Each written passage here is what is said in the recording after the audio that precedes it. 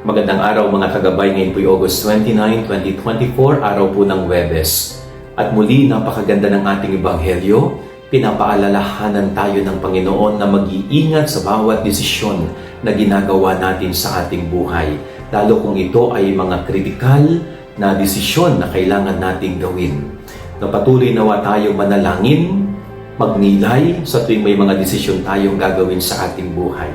At mag-iingat din po tayo na iwasang magpa-impress sa ibang tao, sa harapan ng ibang tao para lamang masabi na tayo ay mabuti, no?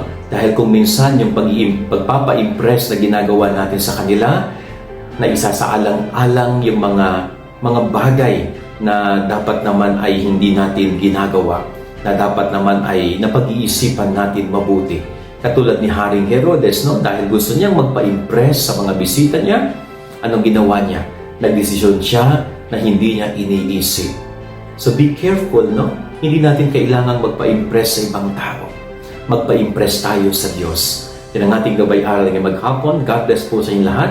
Pagpalain kayo ng Panginoon.